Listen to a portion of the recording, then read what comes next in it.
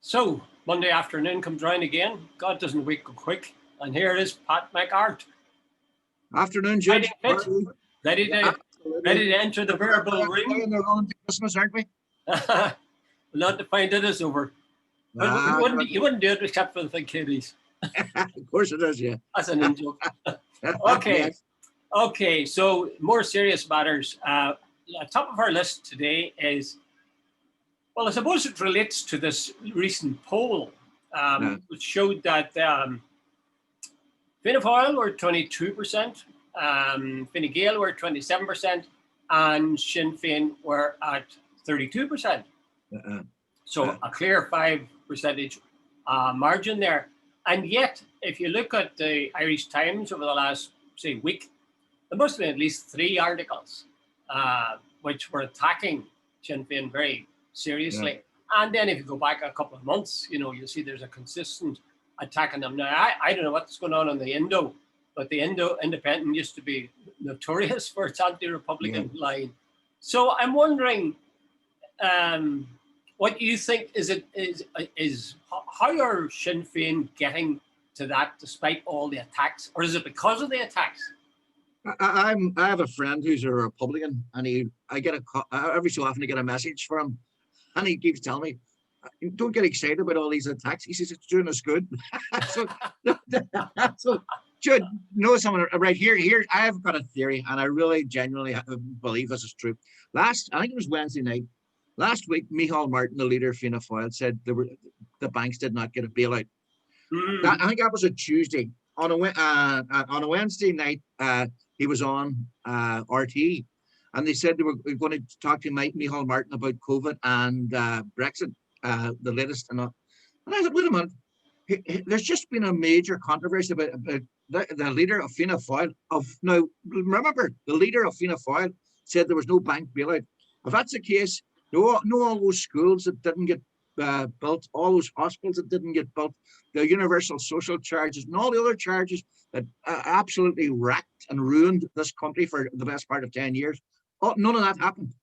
And he said it and all the rest. So anyway, and you sort of say, wait a minute, it looks like RT are playing game or ball with Micheál Martin. So he comes on and they set it up like that.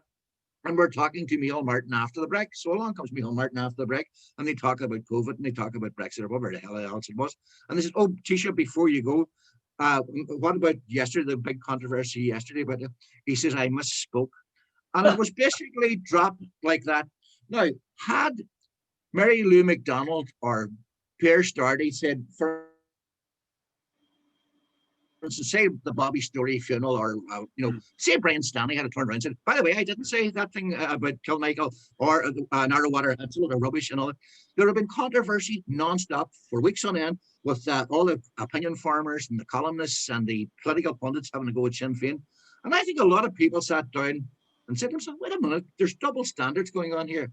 And this whole, the artificial attacks all the time on Sinn Féin, yet there's an establishment playing games. Now, Jude, I'm going on far too long here, but my point was, had Pierre Stardy or Mary Lou McDonald made the same faux pas as Micheál Martin, he would never got away with, or they would never got away with saying, "Oh, I misspoke." So that's the game, and I think a lot of people are seeing through that. Well, you're certain. I mean, it's undeniable that there's a considerable bias against Sinn Féin. I suppose the question remains then is, how do you react to that, or more important, how does Sinn Féin react to that? I said to you sometimes, the line I'd like to follow at least would be that I'd only pay attention to the views of those I respect. So I'm guessing that Sinn Féin doesn't particularly respect some of the people that write in the Irish Times or write in the Indo or so on. The other thing is, I have a feeling now, you could maybe confirm this for me, being in the Free State. Is there a sort of a Shinnbash fatigue setting in? I think there is, Jude. It's been going on so long, Jude. Look, right? Let's boil something down, and this is very sort of shorthand, but it is true. The Southern, Kilmichael was okay in the Republic because that was done by good Southern boys against the Brits. But see these nasty Northerners up in the north, Narrowwater. That was and we really should apologise to the parachute regiment and all the rest. By the way, I keep making this point. I am not glorifying or justifying anything. But the hypocrisy of, if one was wrong, so was the other. If one was right, so was the other. Mhm. Like, if it's a war of liberation and so on, I am not saying what the IRA did was right. All I'm saying is that, there are those in this country who feel that the northern state is illegitimate, that there was oppression, discrimination going on for 50 years, that there was, I know, social injustice, and you can keep on going. Mm. And those people, I am not saying they were right, but I am saying that, that, by the way, people like Michael Collins, we had a civil war because a lot of people down south didn't agree with various political parties. So conflict, you make up your own mind about what's right. There are all sorts of value judgments and moral judgments when it comes to civil or social conflict. Well, I suppose that that's all built on the line that the state and the media in the South have been following for the last 40 years, which was that that's a sort of a murderous squabble up north among two religious groups or whatever, or anti-Brit feeling or whatever. Yeah. And to start admitting that that's not the case, that you've been selling people a line for the last 40 years, Yeah. that's a pretty dangerous sort of a thing to do, right? Terrible consequences politically. But I tell you what I'd really like to see, Pat. I'd like to, you ever hear of the Glasgow Media? I think it's the Glasgow Media Group. I've heard of them, I'm not sure who they are either, but I seem to remember them like 20 years ago or more. Yeah, I think I've got a book about them, actually. They studied, what they would do was they would track some particular incident or line of argument and see how frequently it occurred in the BBC or whatever it would be. So they were able to say, in the month of July, say, this incident, this matter was dealt with on 20 occasions. And on 17 of those occasions, it took this line. And then 3 of the occasions. Yeah. So you're dealing with facts, really, no longer opinion, but just facts. I would love to see some able young researcher to do a cover, say, of the Irish Times or RT for that matter, and see how often the name Sinn Féin comes up. How often is the response to them positive? How often is it negative? I honestly think you'll find it be very much in favor of the negative stuff. And yet, how is it? Because we know that people are affected by the media. How is it that Sinn Féin can be at 32%? Well, Jude, by and large, like stood up, and I'm serious about this. I thought the RT thing last week was unbelievably blatant, and I actually would go so far to say that, because had that been Sinn Féin, the pejorative line would have been, "This is insane." And Micheál Martin was allowed, I'm repeating this because this is to say that he misspoke. The bank bailout was the biggest single thing and I'd say in the political history of the Free State, to call it the way you said, because it almost destroyed our society economically, socially, and every which way. And the poor, the least well off, picked up the biggest. It was traumatic. It was, riven right across the divide. And for him to be able to say it didn't actually occur, and to be brushed under the carpet with "I misspoke." Now, and in other words, the establishment played ball, the media establishment played ball with this. And it's the hypocrisy and the double standards. Now, hey, I am not standing up. What my point all the time when me and you're having this conversation, I am not here to speak for the IRA or Sinn Féin. What really, as a journalist, what really annoys the hell out of me is the double standards and the dishonesty. And Jude, they are rampant. West Britism is rampant in the Republic of Ireland right now. And I presume, I keep saying this, I think it's to do with the rise of Sinn Féin. That's why it's everywhere now. You get, having to go with Brian Stanley, having to go with Mary Lou McDonald, the non-stop attacks about some of the most stupid thing. Jude, it's almost as if Brian Stanley was not allowed to have an opinion about a historic event. Yeah. Well, that thing about Micheál being asked about bailing out the banks, I suppose the media maybe have decided, you see, at the time the banks were bailed out, I mean, Fianna Fáil were practically annihilated. Yeah. And it was Micheál who built them up again, brick by brick, really, a lot of people think, anyway. So I suppose they were saying, well, we've done that story, we've allowed him to build it up again, so let's not just dip into the past again. And I they don't have any problem dipping into the past with the Shinners, but maybe that's the line they were taking with Hall, that the Fianna Fáil party had been punished enough, so Yeah. Hall had built them up, so let them get a pass in this one. Anyway, let's go on to something more uplifting like COVID. Okay, what about this? Well, I'll tell you my view on this. See this clampdown. I mean, it is a serious clampdown. Oh, serious one. I am frankly glad to see it happening. Now, they're doing it on the back of the fact that there's this new strain of the virus. So they're going from, instead of 4 or 5 days when people can party and meet loved ones and even some they don't love that much, and that after that, we all know what was going to happen in January. Lots of people were saying it, that the bloody virus go mad. Yeah. So although they're saying they're doing it for this because of this new strain of virus, I don't care. I'm just glad that the amount of time people are being allowed to be with each other is being minimized. I think that's good. There's one problem I have though, and then you can tell me what you think. I heard Arlene Foster on today on RTE, and Brian, whatever his name is, Brian Dobson. I was nearly saying Brian Stanley.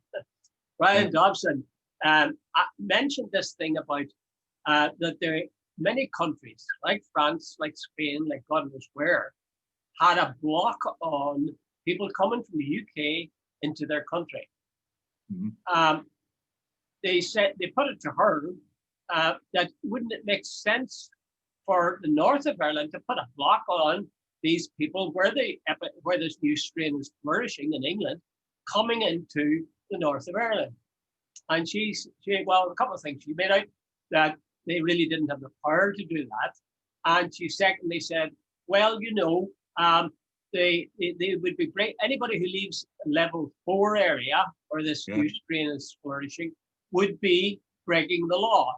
So since there's a law in place, we don't need to have another law that says you can't come into the north, which is simply nonsense. Because France could say the same thing. They could say, oh, well, Britain's got a law saying people can't move from level 4, so we're all right. They don't say that. They say nobody from the UK is coming in here. Of course, I'll tell you what it amounts to. It's Arlene putting politics before health. And that's a pretty serious charge, but it's very hard to see it any other way. So what's your view? No, Jude, Jude, it's all been all along. It's very much been politics before health. And the DUP are by far the worst culprits when it comes to that. There's a couple of times Robin Swan, in fairness to him, has tried to do things pretty reasonable.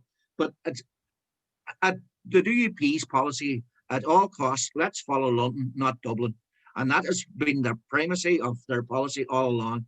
And it's someone said some weeks back, I don't know who it was, that this virus didn't see orange or green, that it was not a political matter, that it was a health matter. But the DUP have treated it all along. I've heard Sammy Wilson on RT, and they are going out of their way. The last thing they want to be seen to be doing in any shape or form is, having a united Ireland approach, or an all-island approach rather than United Ireland, because that's the political connotation. But they simply don't want to be seen that. So Jude, put it like this, you'd be a complete moron not to read it the way you've just read it. Well, they must be very frightened then. They really must be very frightened that giving any kind of leverage to the notion of a unified island action. Because it's so obvious, you're trying to preserve the health of your people. Even you think of those as being the North, or Northern Ireland, if you want to call it that. Yeah. You're presumably so concerned that you'll take every possible step, and yet you quite plainly are ignoring the fact that you're part of an island and saying, oh, we're part of GB, or the UK rather. So whatever they do, we do. Now we know that the case, we have a barrier around us called the Irish Sea and the Atlantic. We should be rejoicing in that and using the bloody thing to keep people alive.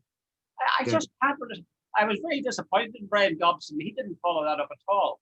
He asked her and they float away. And I mean, that's sort of an outrageous thing. If I've read it right, maybe I've got it wrong. Maybe the woman is. Well, I don't know. No, Jude, hold on. Let's back you up for a minute. I was watching you. I think you must have been listening to the RT radio news. I was watching the RT television news, Yeah. and I think the reporter's called Anya New Gallagher. She sounds like a Donegal Gaelic woman, and she was on and she said, "There, this whole thing. There are people. You can't come into the south now because the ferries and all that." But she said there were people coming into Belfast and quite clearly heading south. Yes. So they put on they've locked the front door, but they've left the back door open. They're coming in through Belfast. But she made the point very succinctly that no very I think she put it no one from no passenger who was heading south would talk to her.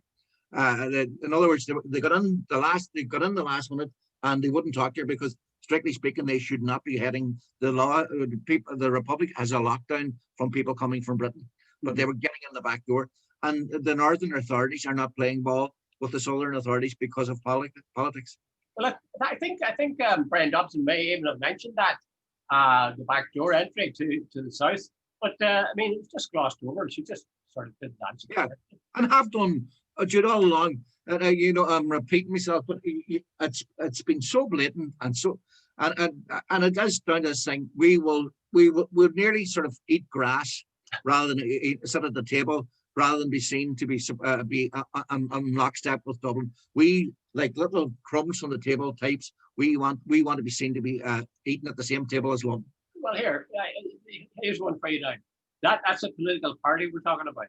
What about the people who vote for that political party? Do you think they won't see that themselves, that health is being put in second place behind politics? And secondly, if they do see it, will it stop them from voting for the DUP next time around? Nope. That's a serious thing. To both parts that question. Here, cut my arm off because I really don't. No. I think DUP supporters have reached the stage. Jude, I think that Brexit is one. If you look at it from any logical point of view, from Northern Ireland, it is one of the stupidest economic. And by the way, the proof is not my opinion; it's there, right, left, and they go check it. The farmers say it, the industrialists say it, the business community said it is the stupidest thing in history. And the DUP, like sheep or lemmings over a cliff, they're going with the English nationalists. Well, it's even more than that. They're not just the lemmings. They were part of the thing that was pushing the rest of us over a cliff. Yeah, I mean, it was their votes that made Brexit possible. Yeah. And see, when it's all over, it could be the DUP could pay the biggest price for it. There's a certain thing called karma, and it looks like it's coming their way. Well, I know for a fact that there's a lot of people in business, unionists in business, who are far from thrilled at the way that the DUP have dealt with it. Look what's happening at Dover today. That's just to be a sign of things. You certainly go, wait a minute, karma. Here, they can't get it into France. They can't go either way. There are foodstuffs rotting in the backs of trucks. There's all sorts of stuff. You can imagine the loss to business. You can imagine even the thing about to the environment. Look at those guys will have to keep their lorries running to keep their refrigerated trailers, all the rest of it. Can you imagine? And they're all stuck in the one place. I would hate to be living around Dover these days in terms of no smoke and inhalation and all the rest of it.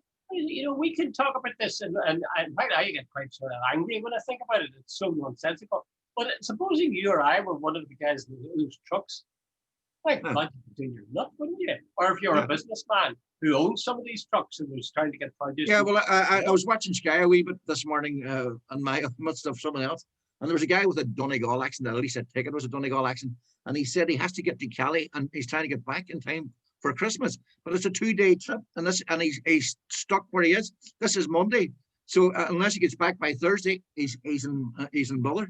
And by the way, Jude, it looks like they're not moving, not unless they get moving in the next. If it takes 48 hours, the earliest they'll probably get moving is sometime tomorrow, and then he has a 2-day trip, and then he has a 2-day trip back, presuming there's ferries available to take him back. And Brexit hasn't actually swung in. And Brexit hasn't even happened yet. They talk about the perfect storm. Oh God! There must be a retribution somewhere. Let's hope it's in this life rather than the next one, or maybe both. Okay, let's finally, Pat, move to this question, and you drew my attention to this. The way the English language has been, shall we say, enriched with some new words. No, you did something the other night on social media, and I I wrote back, your problem is you're not woke. You know, and you should, if you tell me what woke means, I might agree with you. I'm Jude, quite serious. and yeah, by the way, I knew the word, but I hadn't a clue what it meant. I hadn't a clue, and I know what it means, but I hadn't a clue. you know, exactly. But right, Jude, and like, Jude, I've spent all my life, adult life, as a journalist, and some of these, right, let me run these by you. Virtue signal. Do you know what that means? Well, I do now because I looked it up. Well, do you know what dog whistle means? Oh, well, I could have guessed that. I know that dogs only hear a whistle at a very high pitch. With But right, let me tell you, let me for for both our viewers, right? Okay. Right, virtue signal, expressing an opinion which will be acceptable to people who may be of benefit to you. Yeah. Dog whistle, taking looking for support from a particular group without provoking an opposition. Remember, Trump did it. He said in Charlottesville, some of those are good people, but he didn't want to alienate but he wanted to tell the Ku Klux Klan guys, you're my type of people. So right, gaslighting. Did you ever come across this term, gaslighting? Oh yeah, I've come across it. I hadn't a clue what it meant. It's really emotional abuse. What you're doing is you're manipulating a person by forcing them to sort of rethink. Did my understanding this? In other words, you're making them doubt themselves. And by the way, woke, alert to injustice experience, particularly particularly of racism. And by the way, the other thing, there's another one I came across: cancel culture. I keep someone, if you disagree with somebody, you just ignore them, or if you're on social media, you sort of obliterate them from your particular group. So these are all social media terms that are now gone mainstream. Are they insults or are they compliments? Or are they just a simple term? Sorry, say that again.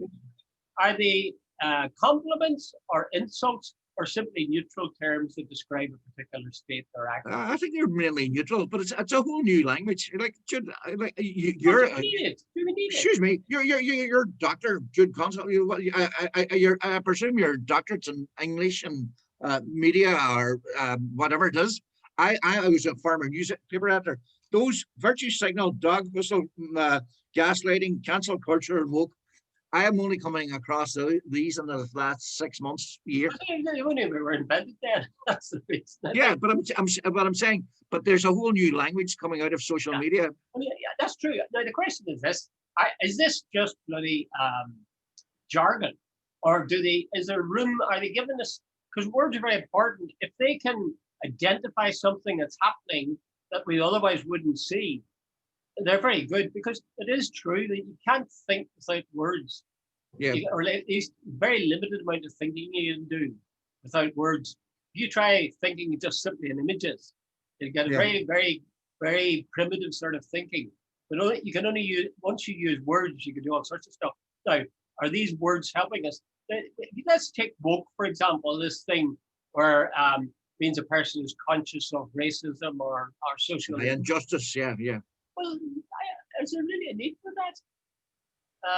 I'm not sure there is. I think we all know what people. You could say. Is it an insult? That's what I think. I think. Well, a right wing person saying it is, but the other side, like I always say, Fintan O'Toole. Let's use Fintan O'Toole of the Irish Times. Fintan, all his audience would be woke. They're, me and you would be considered reactionary conservatives with a Republican or someone viewpoint, which I would deny. But that's anyway.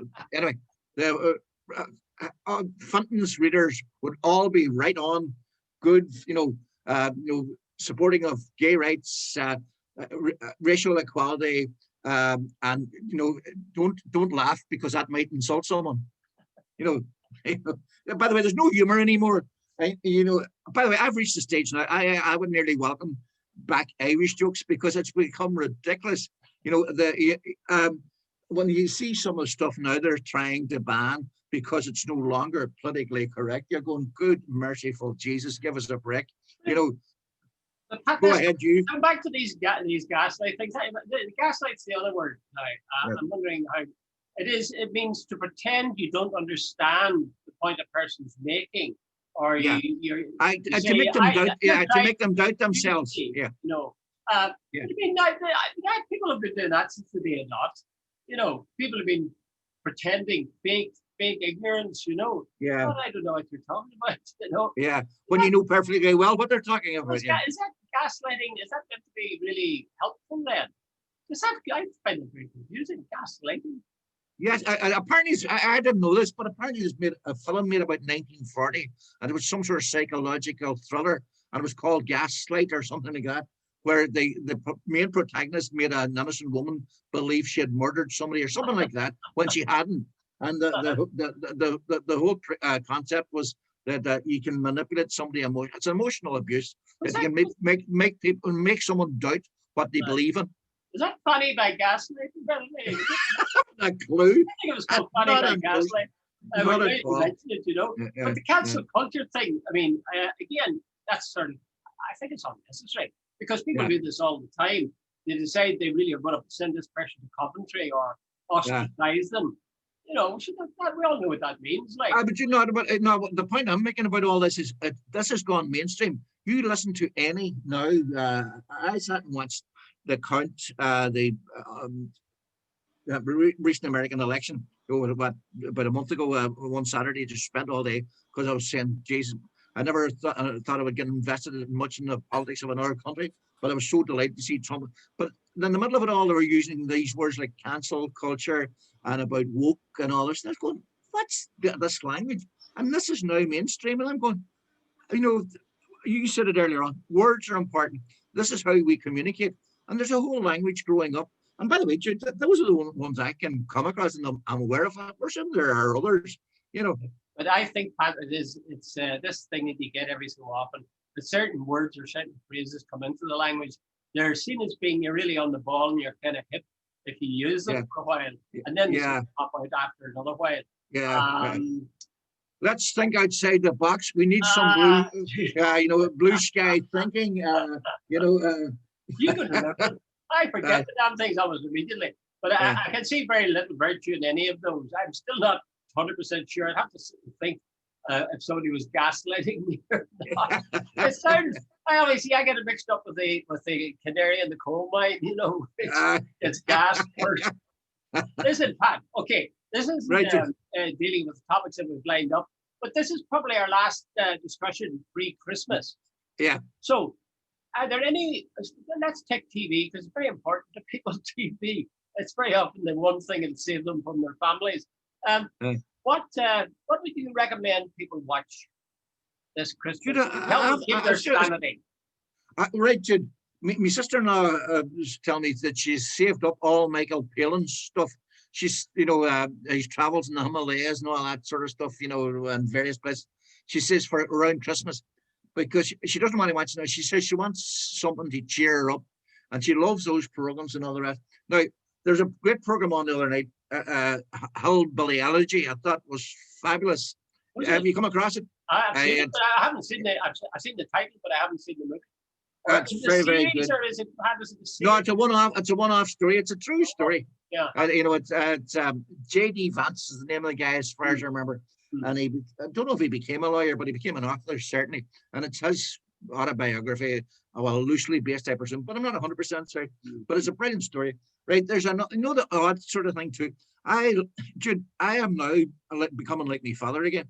There's some nights I sit and watch things on BBC Alba and TG Cahir, the old documentaries about people living in the Highlands and stuff. I love that sort of stuff. I really genuinely do. Or maybe the west coast of Ireland.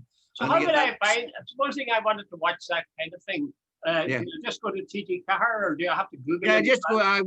I presume Jude, now you need near any morning if you're saying right on Christmas Day, right? What's on today? Now, Jude, I know you'll be watching the Queen's speech, but but Jude, there's a lot. I was listening yesterday. Me and my dear missus, we went out for a wee run just to get out of the house yesterday, and Baz Ashwari or something. I can't remember the guy's name. He's an Irish guy, but he's done a program about fungi, and he seemed to get quite emotional about the dolphin that was down in Kerry, Dingle. Yeah, and he said that the people. It's almost like a fairy story. He says the dolphin came, and so did wealth and tourism and Oh all, yeah. and and it changed the lives. And he said the people down there are quite emotional. Fungi has disappeared, and he says there's genuine sort of he says emotion about the dolphin disappeared, and it's Well, not just selfish. There's something magical about the dolphin, and he says they really miss it. that's right. He says it It was laid, almost well, I tell you what was magical about it. It laid golden eggs. yeah, but that's very cynical, Dr. Collins.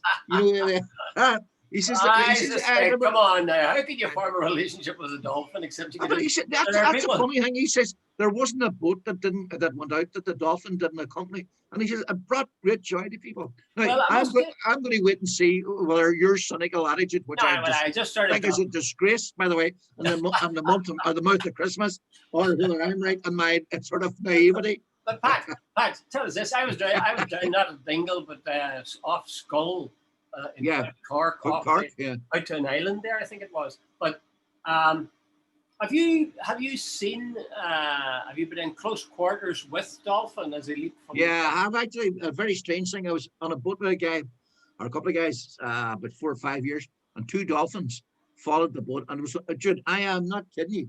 There's something about those animals that the human being can relate to. There's something magical about Absolutely. them. I agree with you, Yeah, Pat, because I've only seen it once, and that was yeah, exactly what happened. It was this yeah, boat, I think, was taking us to an island just off the shore in it was West Cork or wherever. yeah, And sure enough, a couple of dolphins began doing this regular leaping out near to the yeah, boat. Wow, yeah. God, it was breathtaking, you know. It Aye, really was breathtaking. But listen, we've got a long way from TV. I want you to yeah. line people up. So what did you say? You Dude, I said haven't a clue. be No, more be more specific. Don't be saying just general stuff. Jude, You've I really, mentioned one now. Hillbilly no, energy. Hillbilly well, but, energy. Right?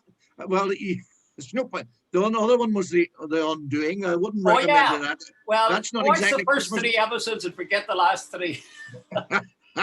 Well, it's not exactly late Christmas entertainment, Oh, put it again. it's bloody good. The first 3 episodes were great. I thought really good, Yeah, and the yeah, last 3 episodes were crap. I thought. yeah, There you go. yeah. Yeah, No, Jude, that's about as far. I think like know someone, Jude. I'm reading a book about Midnight in the Garden of Good and Evil, and I was reading a Morris Welch book, The Road to Nowhere, and I can't remember. I was reading by Glenn and R by Canon Sheehan before that. I'm nearly going back to my childhood. All these books I read years ago. Old Irish authors, and some of them like are very naive and written in an old style, but they're great stories. But Pat, the point is, most people will be too tired or half pissed to read a book I'll be both. and prop themselves up in front of a TV. So you may as well forget about books you're going to read. Although I would recommend Ann Taylor, who I'm reading at the moment. But I tell you what, we've been watching recently. That's sort of shameful too. Cheers, old episodes of Cheers. The first series of Cheers with the old barman. That is the funniest TV. But the bad thing about it is in our TV, I don't know whether this is a bigger screen now. It's not that big. The figures are all distorted. It's like, look, remember the magic mirrors they used to have? Yeah. I think like Jude, what he called the original series was about what 1980s, wasn't it? 1980s, yes. Because I remember, God, it's a long time ago. But the original series, the old coach, the barman, like he was one of the greatest characters because the stupidity was beyond, Ted Danson, that made Ted Danson. Ted Danson, yeah, and Woody Harrelson. Right. The guys that came out of it. Woody Harrelson came after. He was a replacement for the old barman. That's right. But it's amazing the guys that came out of it. You would never have been able to spot them. I would have said that the fat guy, I've forgotten his name now, the mailman. I thought he was a wonderful character, and yet he was never heard of afterwards. But Fraser, what he called, I can't remember his name. Well, Fraser was good, but I wouldn't have picked him out as being the best. I mean, I think the series he went on to make was better than his part in the original Cheers. Absolutely, but Kelsey Grammer, that's his name. Yeah. He made an absolute. Jude, you turn on Sky or satellite TV anywhere in the world, and you will find Fraser. It must have made him a multi-millionaire. He's as right wing as be damned too, do you? Absolutely. Totally right wing. Him and John Voight and apart was John Wayne and Gary Cooper. And John Voight's up there too, and I can't remember the other guy.